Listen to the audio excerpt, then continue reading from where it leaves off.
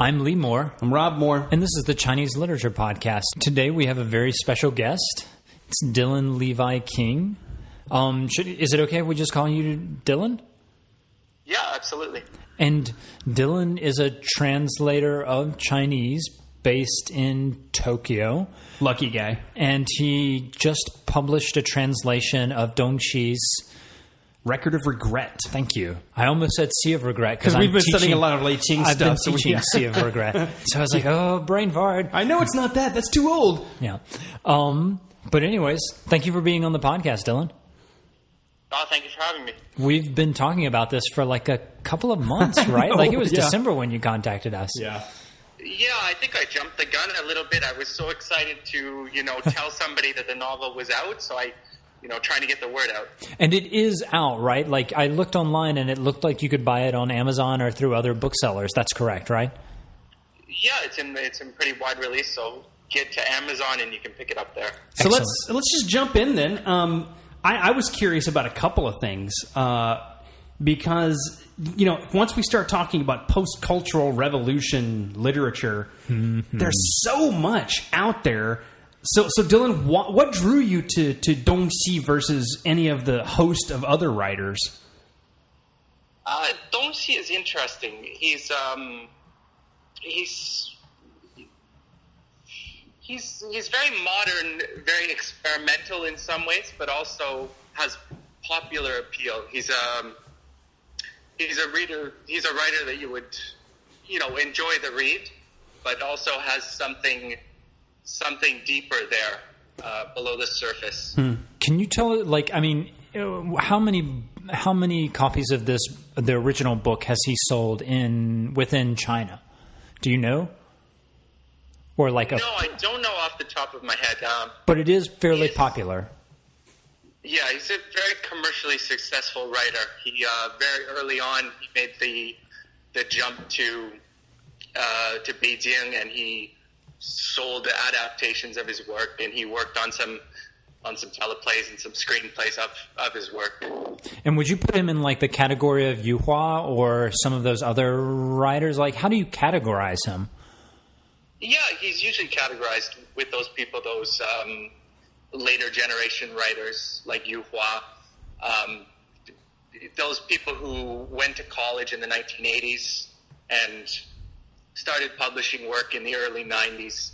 He tends to sort of separate himself from Yu Hua or the seeking writers. But yeah, in definitely the age-wise and generation-wise, he does fit in there. Yeah, Lee and I have done a couple of podcasts on other writers, not necessarily contemporary, slightly before. Shungun writers. Shungun writers, root-seeking writers. And there are some obvious, parallel similarities, but Dong Xi is very different, like you say. And you were mentioning that he sort of became commercially successful in the 90s, is that correct? Yeah, he went to college in the early 80s, 82, 83, sort of had a following in literary circles in the late 1980s. And it was at that point that there was sort of a boom in television and film production and domestic production. So that's when he made the leap. Okay. So it's interesting because that situates him right about closer to 89 and the Tiananmen Square stuff. And, for a lot of people in China, that's sort of a hinge point between different kinds of writing. Post 89, a lot of the sort of fierce idealism and iconoclasm starts to sort of go back underground. Heidze is dead in 89 He's dead, as well. but he's the kind of poet who I think of as closely connected most with that idealism. Yeah. So, but it's interesting. I think Dong Xi is kind of different in that he was, from the beginning, he was incredibly cynical and almost apolitical, really uninterested in sort of the nitty gritty of politics and how to move the country forward. Really interested in almost like sub-archetypal spheres and whatnot, rather than that sort of political stuff. Yeah. So he was, in a sense, when you say he was cynical, do you mean he was cynical of the reforms then currently in like coming into the works, or cynical of the party? What was he cynical about? I almost in a more existentialist sense, I think. He's really influenced by Lu Xun. That kind of like just the country and the civilization as a whole, rather than just what was going on with the party and reforms and what. Can I ask, Dylan, if you were to like summarize the novel in, let's say, a paragraph, can you tell the listener what it's about? Sure. You've got it's set in Guangxi, where Dongxi is from. There's a family. They were sort of wealthy, not landlords, but they were wealthy peasants before liberation in 1949. They had a warehouse. After liberation, the warehouse was taken, and we're sort of come up to the present. The late 1960s is when the book begins. They're living in the warehouse in sort of reduced circumstances with their former workers, people who used to work for them. Ceng Guangxian is the protagonist. His mother is a refined woman. His father is sort of a lech. And he ends up getting his father caught up in the Cultural Revolution. He's dragged in front of a struggle session after he beds a younger woman. And from there, Ceng Guangxian's habit of shooting off his mouth gets him in trouble. He's locked up on a false rape charge, and he spent several years in prison. He comes out and he marries the woman who accused him of rape, and that brings us up to the time of reform and opening in the 1980s. His friends are getting rich. He's trapped in a weird, fraudulent marriage, and that's about where the book ends. So it's a real upper. You want to make sure you read this in the morning with your orange juice and coffee.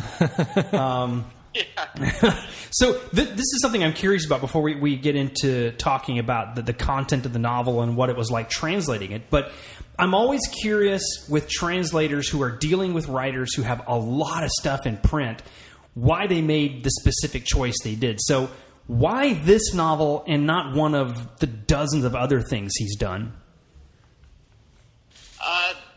This, I think, is the most appealing to a Western reader. Some of the other work is very spare. It's very austere. It's almost like a fable. I've translated some of these other work, Life Without Language, in Chinese literature today recently, and it barely appeals to me. It's really stripped down. This book, though, has some historical context. The characters are slightly more fleshed out than his other work.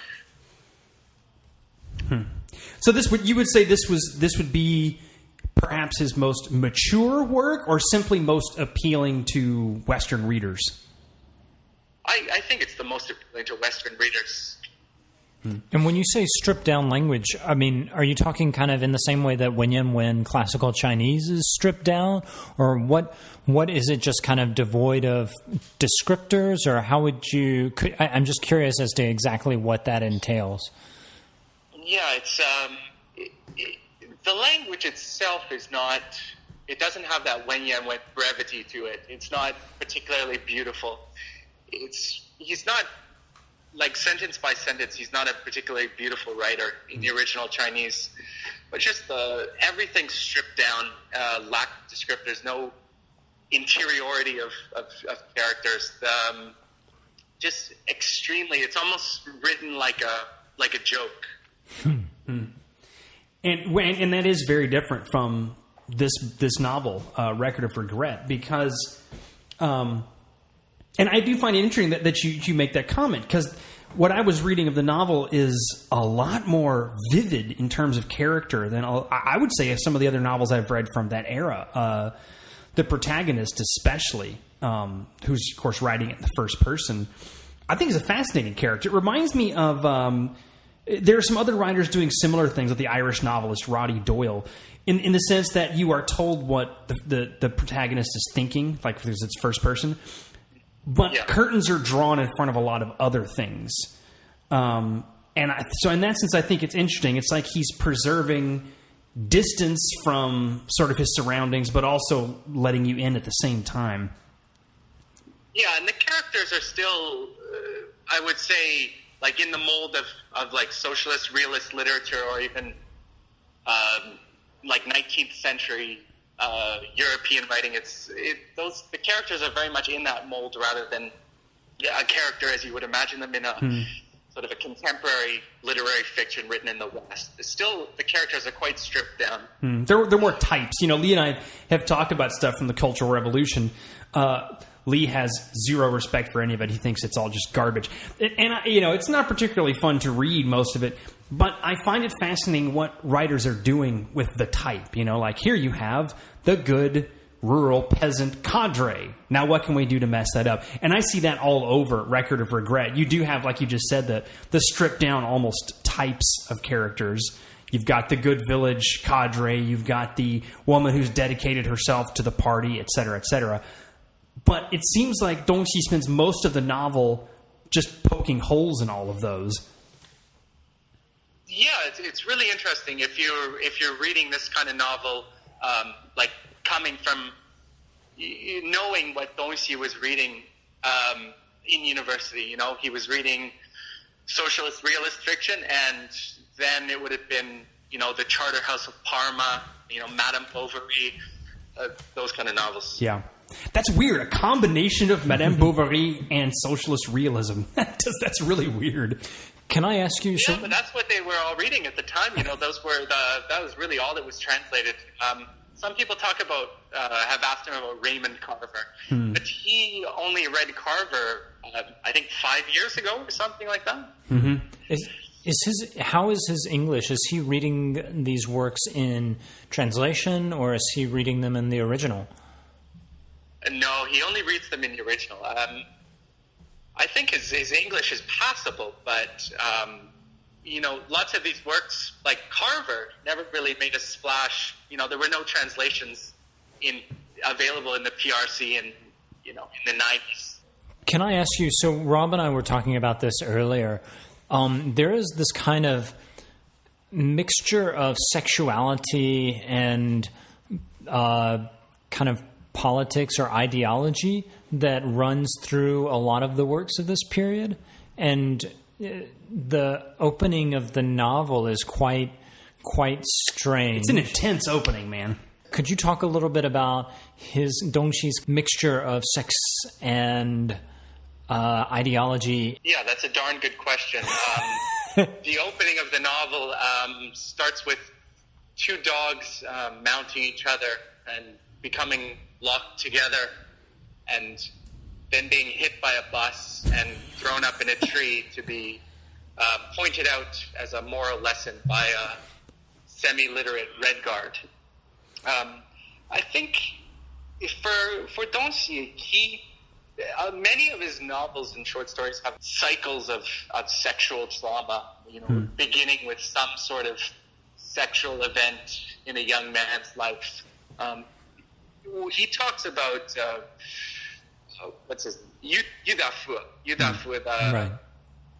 the Chinese writer who wrote Sinking. a lot about sexuality and the nation and ideology at the 100 years before him. I don't really have a good answer for that connection between sexuality and ideology and those kind of 80s and 90s writers. But it's an interesting theme in Dong Xi and elsewhere, because it always does seem to be tied to politics. And what's really interesting to me is if you ever go back and look at some of the Cultural Revolution art in particular, it is sort of a different version of sexuality. There's an obvious sexual type. All women look very much the same in these posters. They're sort of ruddy-cheeked and healthy-looking. They're very masculine. In a lot of ways, but that's not now they're asexual. Something is being sort of just pushed below the surface, and it sort of resurfaces in the 80s. What I think is interesting, and I'd like to hear how you've experienced this reading Dongxi, Dylan. But when I read the opening sequence with the dogs who are copulating and get connected and get eventually hit by a bus, there's something really morbidly funny about that. Like, it's not funny at all, and yet at the same time, it is. I don't know. And you mentioned in a couple of places Dongxi being a very dark humorist. Would you call this a pretty good? Is this meant? Do you read this as sort of funny as well, or is it just gross? Yeah, I mean, coming back to the Cultural Revolution thing, I mean, there was so much repressed sexuality. So all those Cultural Revolution, sent down to the countryside memoirs have always, quite often, there's some sort of sexual awakening. Those sent down youth are hooking up behind the haystack.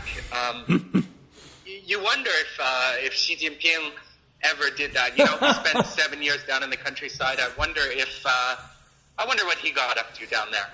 This is never going to be circulated. Yeah, I was about to say, this is never going to circulate in China. But as far as the dogs, I think about that David Foster Wallace talk about Kafka and sort of the difficulty of teaching Kafka to undergrads and their inability to see the humor in it. And I think Dongxi has sort of the same thing. It is very funny. Mm-hmm. It is. And yet funny in a brutal way. I think this is something that I notice about some of the other literature from this period is that the dark humor is way darker than most of the European and American examples I can think of. I mean, you have something like Wei Renmin Fu Yu by Yan Lianke, The Serve the People, which is sexual parody at its darkest. I mean, smashing Mao icons to get sexually aroused. I mean, stuff like that is just ruthless. So there's a fascinating combination of sex as something funny and yet sex as something really dark at the same time. Dongxi, and lots of those writers were youths during that time when sexuality was so repressed, but there was sort of a sexual sadism to some of the Red Guard's actions at that time. You can see it in this novel too, with the villagers that catch the two young people having sex in the village, right? And I think some of it comes out of going through that experience. Can I ask you? So you connected Dongxi in terms of legacy to Lu Xun, but there does seem to be a kind of connection with, as we're discussing the sexuality, I can't help but think back to Jinping Mei. And do you know if Dongxi, how dedicated is he engaging with pre-May 4th literature? And if so, is he drawing for this sense of sexuality off something even older? Or, yeah. I don't think so. Okay. I think it's... For Dongxi, his literary roots are really the contemporary literature, 19th century European literature. I'm sure he's read that pre-May 4th literature, but I don't think it's a big part of it. I think it's more like Yu Dafu, that sort of sexual humiliation. When Yu Dafu came to Japan, he wrote so much about sexual humiliation, and in writing it, he was writing about the humiliation of the nation. I don't think that sort of national archetype is a big part of it, but definitely I think it's influenced by those later writers. Okay. I wanted to move a little bit into the experience of translating this, because I find the translation fascinating, particularly for a lot of the more oral markers. Like, there's a section where an entire paragraph stops and the writer says, "Hey, next line, I was going to talk about the warehouse. Let's go back to that." Like, it's such a very, very oral storytelling sort of thing. How hard was it to translate that sort of oral component to this text? Yeah, I think it's tough. I think a lot of translations are done by, especially from Chinese, are done by academics and sort of have a more academic language and more true to, the original. I tried my best to sort of think about how it would sound read aloud, because the story, he is telling it to a massage girl, a sauna girl, 20 years after the fact. So I tried to keep that in mind the whole time, like some sort of balding middle-aged man sucking down cigarettes and relating his tragic tale to a sauna girl. Mm-hmm. Yeah, it actually, that does really come out. There are some of the other writers from this period don't have, I don't think, quite that level of orality. It doesn't sound like they're sitting down telling a story. It sounds like they sat down and wrote it. Would you say that that's characteristic of Dongxi's other things, or is this unique to this novel? No, Dongxi is definitely very good at that sort of dialogue and that slice of life, authentic dialogue. Were there any sections of this novel that were harder to translate than others? And if so, why were they harder to translate? No, I mean, the novel is really, it's sort of a piece. There's no particularly harrowing sections. I did notice that the division of the book is really interesting, because you have numbers. You have numbered sections, 1, 2, 3, 4, 5. But they're fairly arbitrary. I mean, most of them pick up exactly where the one before left off, like sometimes in the middle of the same sentence almost. Did that? I think the original has titles to those sections. Huh. I'm completely blanking on what the titles are, but they were left out of the translation. Why were they left out? Just out of curiosity. They were completely arbitrary. They sort of made no sense. I personally didn't like them, so I got rid of them. Translator's privilege. Ah, yes. I think that's actually a pretty good place to start to wrap it up. Did you have anything else, Dylan, that you wanted to say, or like anything we missed? Yeah, I'd encourage everyone to check out the excerpts of the novel online. I think unlike a lot of Chinese literature that makes it into translation, this is sort of unique. It's a bridge point between experimental fiction and something like a Chinese Kafka. It's really a brilliant book, and I hope everyone checks it out. And I'm going to second that.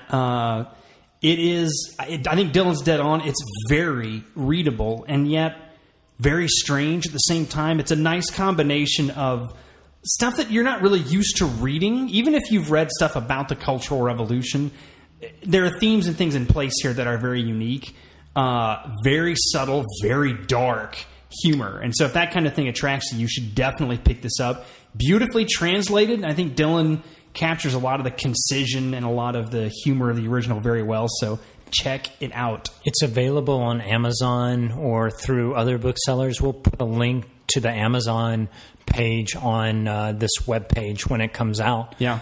But definitely encourage everybody to read it. Yeah. Thank you so much for taking the time, Dylan. I know it's pretty early or pretty late for you. Yeah. But thank you. It's a beautiful morning in Tokyo, and thank you for having me. Awesome. Yeah. Cool. Well, at that, we'll leave it and just sign off. I'm Lee Moore. I'm Rob Moore. And this is the Chinese Literature Podcast.